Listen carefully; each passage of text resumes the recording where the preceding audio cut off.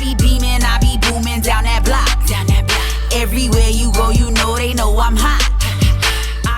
What's the deal? What's going on, my good people? Welcome back to the channel. Hope you all are doing well.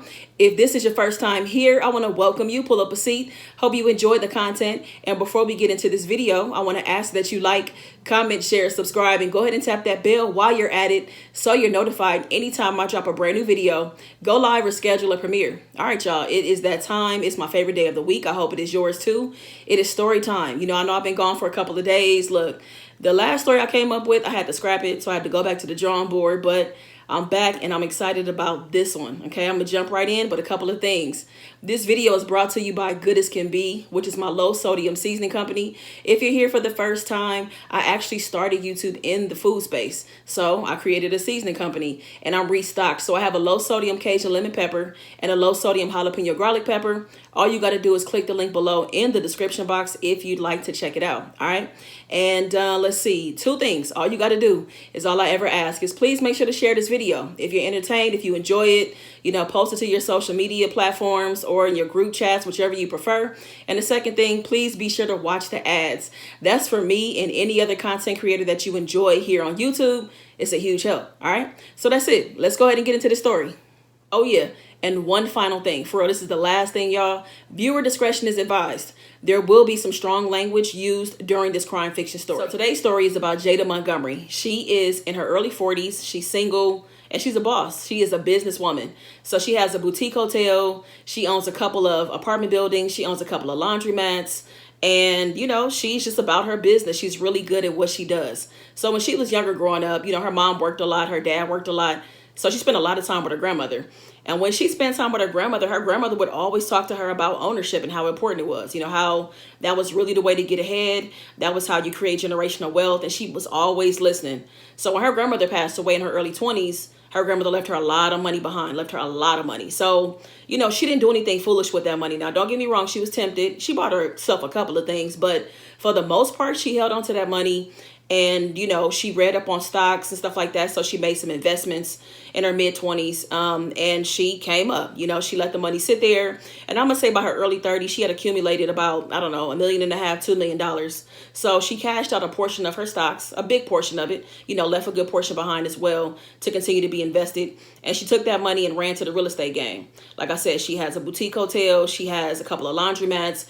She owns a couple of apartment buildings, right? So she's just really invested in like business and staying ahead and, you know, making sure she doesn't have to depend on anybody else for anything, you know. So she does a lot of philanthropy. She does workshops. You know, she wants to share what she knows. You know, it's important for people to understand what to do with their money when they have it, you know, and she really wants to get, you know, in front of a lot of young people so they can make good decisions while they're young, you know, just explaining to them that they don't have to work until they're 60, 70, 80 years old if they make good decisions, right? So at this point in Jada's life, she doesn't have a lot of friends. She doesn't have a big circle of friends. She has one best friend named Imanis, and they've known each other since they were like 4 or 5 years old. But besides that, that's kind of it. You know, she had a circle at one point, people she grew up with, people she met in college.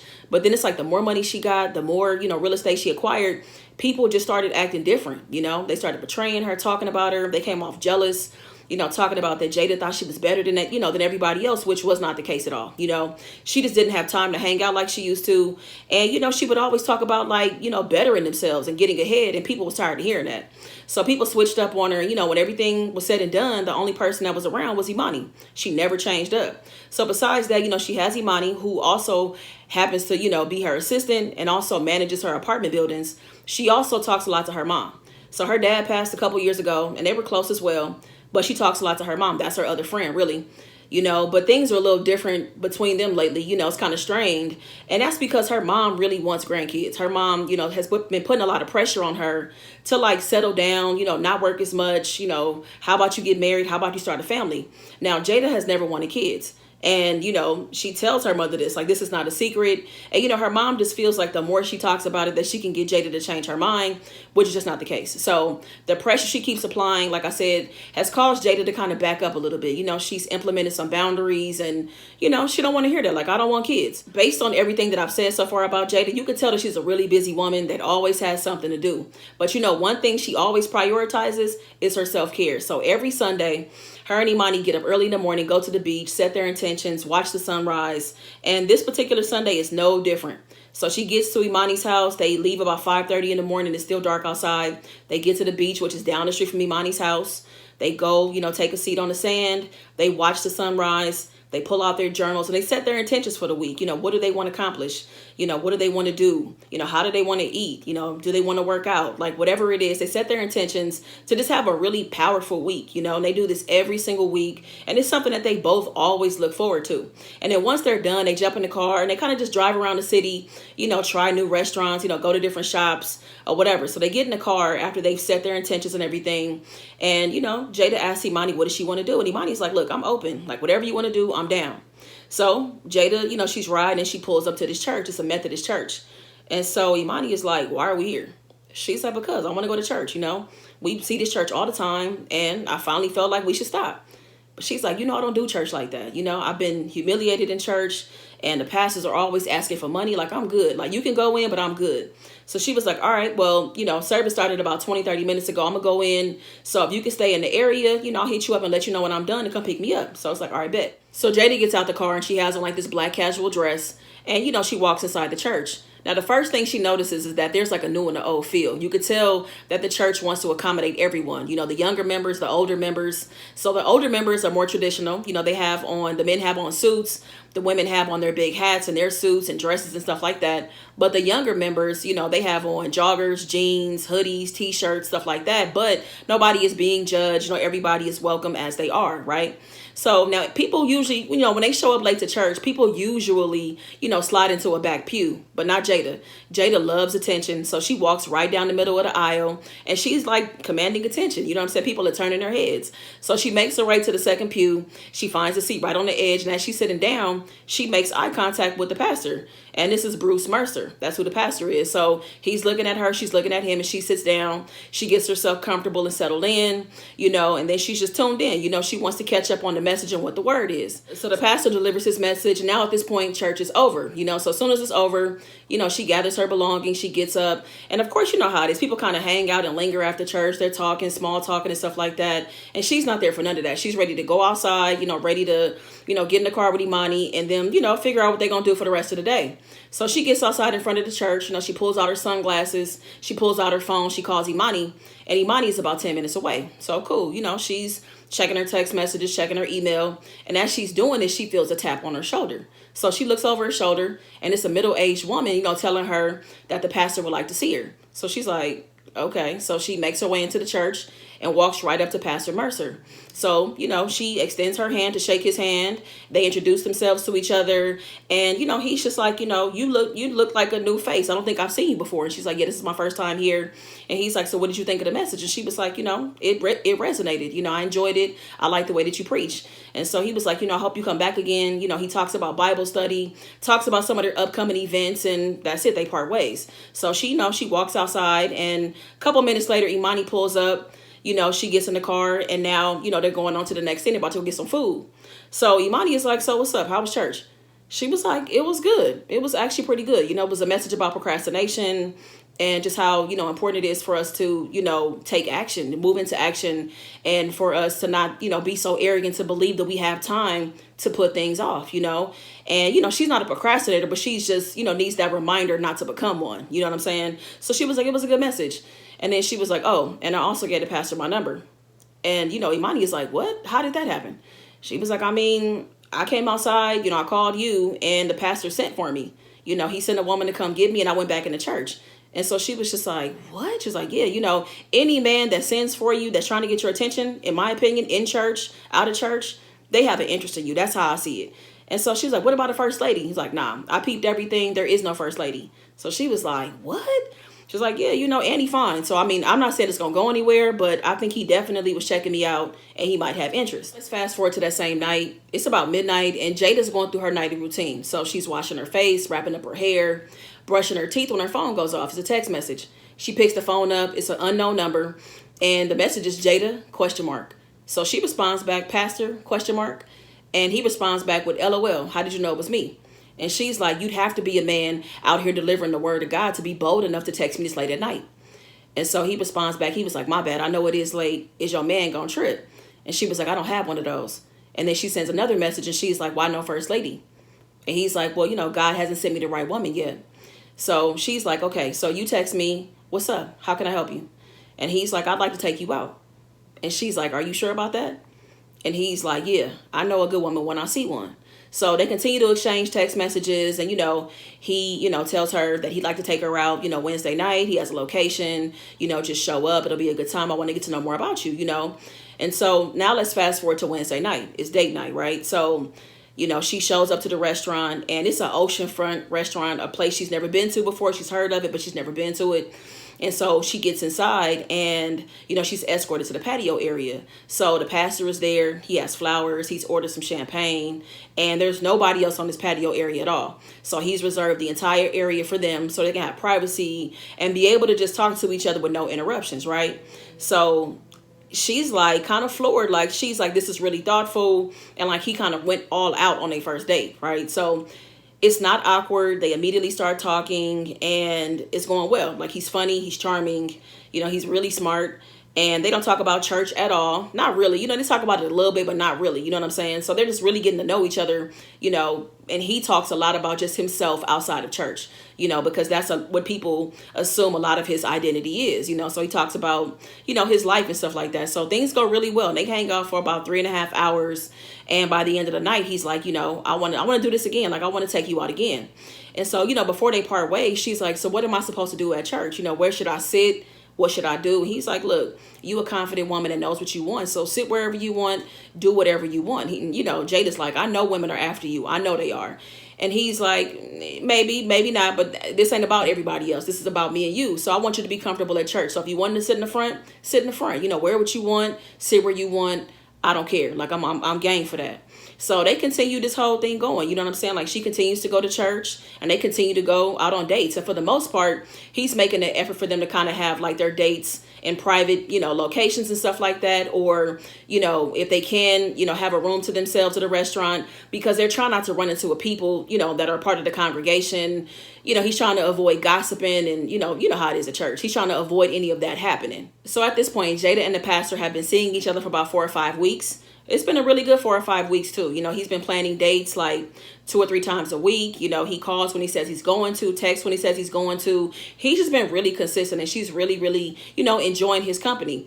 And through it all, she shares everything with Imani, and Imani is supportive and giddy about it, doesn't see any red flags. Now, they've been going out to different restaurants and different places and stuff. Now, people in the congregation have seen them because now the rumors and gossip is starting to fly around the church. But that's not slowing them down. Now, I will say this. As she's been dating the pastor, she's making it a point to go to church every Sunday. Now, this doesn't interrupt with her routine that she has with Imani. They still get up, go to the beach at 5:30 in the morning, set their intentions. Imani drops her off at church. She goes off and does her thing. And when it's over, she comes and picks Jada up. So one particular Sunday, Jada's sitting in the back of the church and she needs to go to the restroom. So Jada's in the restroom. She's sitting on the toilet, like she has her phone out. She's scrolling through social media. She's the only person in the restroom. And then like a minute or two goes by and the door opens. Somebody comes in. And as soon as the door closes behind them, they lock the door. So Jada can hear this. And so she wraps up in the bathroom because she's like, okay, that's strange. Like, is some shit about to go down? She comes out of the restroom and she's confronted by this woman. This woman got her hand on her hip and she looked furious. And the woman is like, who the fuck do you think you are? And Jada's like, I'm sorry. Excuse me? And so the woman is like, look, I've been after the pastor for the last 4 or 5 months. You walk your ass up in this church and you got his attention after 1 fucking week. Like, I don't need you, interrupting what the fuck I'm trying to do. So you need to back up. And she was like, I'm sorry. Like, who do you think you are? Stepping to me like this. Like, clearly something that you're doing is wrong. You should try something different. And the lady is like what? And so Jada's looking at her up and down. And she's like, I can see a few things. And she's like what? Well, the pastor likes nice things, right? So first of all, you need to get your toes done. She was like, in this outfit, baby, that ain't it. Your eyebrows, your hair, I can keep going. She was like, and if you struggling, if you need some money for a new outfit or a new wardrobe, I can help you with that. And she was like, you fucking bitch. She was like, look, you can call me whatever you want to. And let me tell you something. He ain't my man. We dating. So if you can get him, you can have him. But again, you need to try something different. And like I said, you can start with them eyebrows. And so she laughs and she just walks off. She goes back and sits down. And Jada's not fazed by any of this. She doesn't care what anybody has to say. She don't care what rumors might start. She don't care about the gossip. None of that matters to her. So once Jada tells the pastor about what happens, he is upset. Like, he is through the roof. He is mad, and he wants to confront the woman. And Jada's like, that's not necessary. You don't have to do that. Like, this comes with the territory. Like, I knew that something like this could happen, by us dating. So I'm not tripping, but I wanted to tell you about what happened and, just so you are aware. So, he tells her about the next date. Like, a lot of this comes from the fact that people see us when we're out and about. I don't want anything to happen or anybody to step to us while we're out and about either. So, if you're okay with it, do you feel comfortable coming to my house? I would love for you to see my house. I'd love to cook for you. And she's like, we spend enough time together. Yes, I feel comfortable coming to your place. So their next date is in like 2 days. And, fast forward to this date night. And she's at home getting ready. She texts the address to Imani, in case anything happens, which she always does. And, she makes her way to his house. He lives in this really nice, affluent neighborhood. He has a beautiful single-story house. The yard is well manicured. And he has this gate she has to put a code in. And it opens. She pulls into the gate. And he's outside, ready to greet her. They hug. And she comes in the house. And the house is beautiful, well decorated. And they walk in. And she sees flowers. And there's soft music playing. Candles are lit. And it's just nice. It's a nice ambiance, a nice setup. And so, he goes and gets the food. He made some lobster. They got asparagus, mashed potatoes, and there's wine, So they just sit there and enjoy this delicious meal. They talk, they laugh, and, they really are enjoying each other's company. So they kill one bottle of wine. They get to the second bottle of wine. And, just like the first one, they kill it. Like, they are just throwing them back, just having a really good time. And he just really loves who he can be around her, like she doesn't treat him like a pastor like most women really do. He meets a lot of women at church and everything is about the church. Everything is about him being a pastor. So he really feels like that he can let his guard down and, just be himself. You know what I'm saying? Just be Bruce, and not have to be a pastor. You know what I'm saying? So at this point, they both feeling it. They both are tipsy. He leans in for a kiss. They both kiss. And it's a passionate kiss. It's deep. It lasts pretty long. It's a lot of tongue. It's getting kind of sloppy. And, they come up from the kiss. And he just grabs her hand. And she rises to her feet. And he leads her, to his bedroom. So they go into his bedroom. She lays down, and he climbs on top of her. And he's kissing her, the kissing continues. And, things are just really heating up. You know what I'm saying? Like, he's grinding his body up against hers. And, she's just really feeling it. And then there comes a moment where she's just like, okay. She's like, okay. Like, she's trying to tell him to stop. Like, she puts her hand up against his chest. And then he kind of like, their lips kind of part. She's like, can you just stop? Like, let's slow down for a little bit. And he was like, wait, why? Why you want to slow down? And so he keeps on kissing her, pushing his body, even harder up against hers. And she's like, I said stop. And he's like, nah, at this point, you owe me. Like, you owe me. And then, he just pushes her hands, like he, pins her to the bed, like pulls her arms up. And, she's like loud and like telling him to stop over and over again. And he don't think nothing of it. Like, he's still leaning in, kissing her on her neck. And she's struggling and pushing and, telling him to move. And then somehow, some way, she's able to like get enough strength to like headbutt him. Like, she headbutts him really, really hard. You know how it is when your adrenaline is flowing, because she's like, this is escalating. I told you to stop. He's not respecting it. She headbutts him and he's kind of surprised, and she kind of like gets him in his eye a little bit too. So he kind of like, he's like kind of in pain a little bit. So he is in pain. She pushes him off of her and she grabs her purse. She runs inside of the bathroom and she locks the door. And so she locks the door. And then of course, like seconds later, he's running to the door, banging on it. He was like, you fucking bitch, open the door. He was like, open the door. Like, I don't know why the fuck you ran inside of the bedroom. Why would you do something like that? Why did you come to my house if you wasn't ready to give it up? Like, open the fucking door, right? So he's banging, just banging. And she's just listening on the other side, shivering, like she's terrified of what he might do. What is he capable of? You know what I'm saying? So is he going to knock this door down? Because he's just banging on it. So the banging stops. And then maybe like 30 seconds go by, a minute goes by, and she's still in there. Of course, she's not about to come out. And then he comes back. Now he is just ramming into the door at this point, right? And he continues ramming and ramming. And you can tell that eventually this door is about to come off the hinge. Pastor steps back and rams into the door one final time, and it comes off of the hinge. And as soon as it does, bang. So Jada was ready. Jada was ready to protect herself, and she shot him right in the middle of his chest, and his 6'2" body just crashes to the ground. She steps over his body and runs to the front door, runs to her car. She grabs her purse, locks the door as soon as she gets in. She grabs her phone, calls the police, and she's telling them what happens, right? So she's sitting there and she's just constantly looking, just curious if he's going to get, show up at any point. Is he going to come out limping? Like, what happened? Is he dead? Like, she's thinking all of these things. So the police gets there in about 10 minutes. So the police are still inside, and she's outside, just being questioned. The paramedics show up at this point. They go and rush inside, and she's just being asked questions like, how do you know each other? How long have you been dating? Has he displayed this kind of behavior before? How did one thing lead to another? Like, was it consensual? Like, all these different things. And you know how it is. You go through a traumatic situation like that. Like, not only was somebody trying to violate you, but you just had to shoot somebody, which is something that she did not want to do. But she is glad that she was able to protect herself, right? And then as she's, talking and just trying to, recount, everything that happened, eventually, the paramedics, they come out, the EMT team, and they roll his body out in a body bag. So the obvious is a clear indication that she killed him. And, she's just like really shaken at this point, just completely shaken. And, they tell her, like, Miss Montgomery, like, we're going to have to detain you. Like, we have more questions. We have this investigation. We need to know what happened, to be able to rule this out, as murder. We need to be able to determine if this was truly self-defense, based on what you told us. And they also let her know, like, his house has cameras everywhere. So we're going to get that footage. And, again, we're going to detain you in the meantime to be able to look at the footage and do this investigation and ask you more questions. So, she's completely cooperating. She's like, that's fine. I just want to be able to call, my best friend to let somebody know where I am and what's going on. So they're like, you can do that once you get to the police station. And she gets there and she is able to make that phone call. She calls Imani. Imani is just completely freaking out.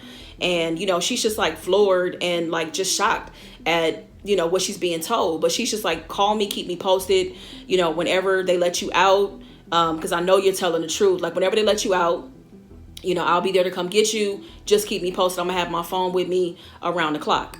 So while Jada's being detained and questioned over at the pastor's house, it's crawling with detectives, it's crawling with police officers. They're trying to put the pieces of this puzzle together, to really truly figure out what happened between them.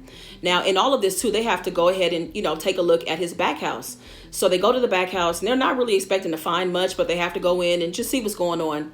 So they open the door and there's this smell of like mildew that immediately just, comes out of the space. And it's just like, it catches them off guard, and there's no working light back there. So they get some lights back there and they set everything up, and they just find all these things that are very suspicious and strange, and really start to make them question, like, what did we stumble upon? What have we found? Like, have we found some missing pieces to maybe some other cases that have gone cold? So as they continue to walk through this back house, they're walking slowly through it to just like really analyze and see what's in front of them. They find Ziploc bags with like strands of hair. They find panties, like women panties. They find, t-shirts that are like soaked in blood. They have like blood stains on them. There's a collection of knives that have, you could tell somebody tried to clean them, but there's blood on these knives as well.